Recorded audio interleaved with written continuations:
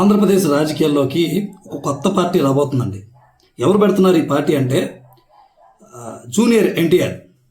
Junior NTR ఇప్పుడు రాజకీయ రంగ ప్రవేశం చేయబోతున్నారు. అంటే ఇది పార్టీ పెడుతున్నారని ఖచ్చితంగా మనం చెప్పేది కాదు. ఒక లీక్ అనేది ఎన్టీఆర్ నుంచి వచ్చింది. మరి దీనిపైన ఇప్పుడు తెలుగు రాష్ట్రాల్లో తీవ్రమైనటువంటి చర్చ జరుగుతుందన్నమాట. ముఖ్యంగా ఆంధ్రప్రదేశ్లో ఇప్పుడు ఈ చర్చ బాగా నడుస్తూ ఉంది. అయితే దీనిపైన అధికారిక ప్రకటన ఎన్టీఆర్ ఆఫీస్ ఇచ్చింది. ఏమని, మేము ఇప్పుడైతే పార్టీ పెట్టట్లేదు, దాన్ని మేము ఖండిస్తున్నామని. ఒకసారి మనం గమనిస్తే, నేను తిరుపతిలో ఒక అతను రా ఎన్టీఆర్ పేరుతో తిరుపతిలో ఒక మీడియా సమావేశం పెట్టి హడావుడి చేశారు. దానికి ఎన్టీఆర్ కూడా వస్తున్నారు, కార్యక్రమం చేపట్టబోతున్నామని చెప్పేసి చెప్పారు. సో దీన్ని ఎన్టీఆర్ మేనేజర్ ఎవరైతే ఉన్నారో కార్యాలయం అక్కడ వాళ్ళు ఖండించారు, మేము అఫీషియల్ అయితే పెడతలేదు అని.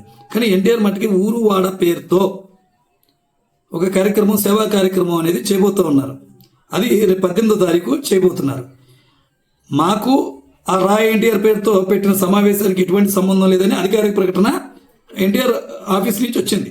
కానీ 18వ తారీఖు జరగబోయేదానికి మాత్రం వివరణ ఇచ్చింది. ఇప్పుడు ఏం జరుగుతుంది, ఊరువాడ అనే పేరుతో జూనియర్ ఎన్టీఆర్ సేవా కార్యక్రమాలు ఆంధ్రప్రదేశ్లో మొదలు పెట్టబోతున్నారట. సో దీనికి సంబంధించి మరి ఇంకా సేవా కార్యక్రమాలు అనేది ఏ విధంగా ఉంటాయి అనేది కార్యాచరణ చెప్పలేదులే, కానీ ఒక కార్యాచరణ మట్టికి జరగబోతుందని చెప్పారు. ఇప్పుడు ఈ రా ఎన్టీఆర్ పేరుతో హడావిడి మొత్తం వైసీపీ చేపించేసిందని చెప్పి ఏబిఎన్ రాధాకృష్ణ గారి పేపర్లో అయితే హడావిడి జరుగుతూ ఉంది. ఇక్కడికి ఆల్టర్నేట్ పార్టీ మూడోది వస్తే వారు సహించరు, ఉంటే వాళ్ళు లేకపోతే వీళ్ళు అనేది ఉండాలి. ఇప్పుడు పత్రికా ఛానల్స్ అన్నీ కూడా నాటు ఒక ఆంధ్రజ్యోతి కాదు, ఇటు మొత్తం కూడా విభజన అయిపోయినాయి. ఇటు వైసీపీకి కొంత, టీడీపీకి కొంత విడుదలైపోయినాయి. న్యూట్రల్గా వార్తా ఛానల్స్ అనేవి ఏవీ రావట్లేదు.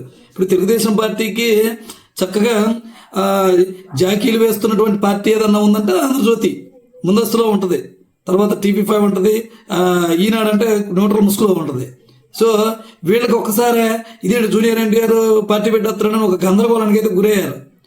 ఎప్పుడైతే ఎన్టీఆర్ కార్యాలయం ఖండించిందో, అమ్మయ్యా ఈయన పార్టీ అయితే ఇప్పుడు పెట్టట్లేదయ్యా అనేది ఒక విధానానికి వచ్చారు. మరి ఏంటి అసలు విషయం అనేది, వాళ్ళు ఏం రాసుకొచ్చారు ఆ పేపర్లో అనేది ఒకసారి మనం చూద్దాం. ఇక అచ్చం ఇప్పుడు జగన్మోహన్ రెడ్డి వీడి వెనకాల నుండి పెట్టించినట్టు చెప్తున్నారు. ఏమని రాసుకొచ్చారో ఒకసారి మనం చూద్దాం ఉండండి. వైసీపీ ఫ్లాప్ షో అట, రాజకీయాలకు జూనియర్ ఎన్టీఆర్ అంటూ ప్రచారం. రా ఎన్టీఆర్ పేరుతో తిరుపతిలో మీడియా సమావేశం అంటూ హడావిడి. తెర వెనుక ఉండి నడిపించిన వైసీపీ నేతలు కర్త కర్మ క్రియ వారే, ఖర్చులు వారివే. ఓ దశలో తారక్ కూడా వస్తున్నట్లు ప్రచారం. కూటమిలో చిచ్చు, అస్థిరతే అసలు లక్ష్యం. టీడీపీ శ్రేణుల్లో గందరగోళం సృష్టి టార్గెట్. వెంటనే రంగంలోకి జూనియర్ ఎన్టీఆర్ కార్యాలయం. రా ఎన్టీఆర్తో సంబంధం లేదని ప్రకటన. దీంతో షాక్ అయిన వైసీపీ నేతలు. అసలు ఎన్టీఆర్ పార్టీ పెడుతున్నారు అనేది లీక్ ఎలా ఇస్తాడు? తన అనుమానాలతో ఇస్తారు. ఏ రాజకీయ పార్టీ చేసేదైనా అంతే. ఎన్టీఆర్ కూడా ఇక్కడ పార్టీ పెడుతున్నాడు కాబట్టి ముందు వచ్చింది. అది వైసీపీ చేసింది అనుకుంటే వైసీపీకి షాక్ ఎందుకు అవుద్ది? అసలు ఏ కార్యక్రమం చేపట్టకపోతే అనుకోవచ్చు కదా. ఇక్కడ ఏమన్నాడు, రా ఎన్టీఆర్తో సంబంధం లేదని ప్రకటించాడు, కానీ పార్టీ పెట్టట్లేదని ప్రకటించలేదు కదా. భవిష్యత్తులో నేను పార్టీ పెట్టను, నేను రాజకీయాల్లోకి రానని చెప్పలేదు కదా. ఆయన రాజకీయాల్లోకి వస్తాడు.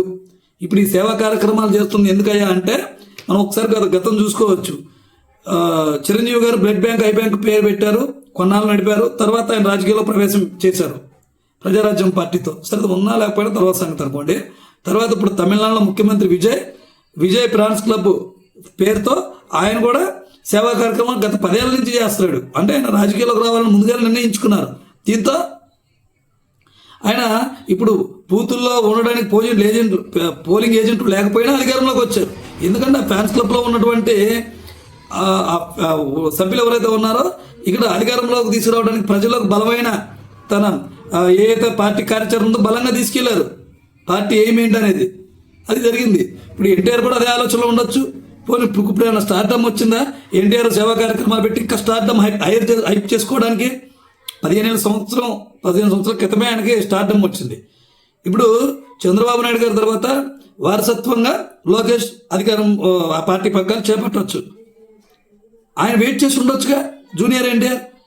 చంద్రబాబు నాయుడు గారి తర్వాత లోకేష్ పగ్గాలు అప్పచెప్పినప్పుడు వద్దామని కేవలం ఇక్కడ మేమైతే రా ఎన్టీఆర్ పేరుతో తిరుపతిలో మీడియా సమావేశానికి మాకు సంబంధం లేదని చెప్పారు, కానీ దీనికి సంబంధం ఉంది. చూద్దాం 2029లో ఉంటుందా 2034లో ఉంటుందా రాజకీయ ప్రవేశం అనేది చూడాలి. డెఫినెట్గా పార్టీ అయితే పెట్టేది అనేది రాజకీయ వర్గాల్లో జరుగుతున్న చర్చ చూడాలి.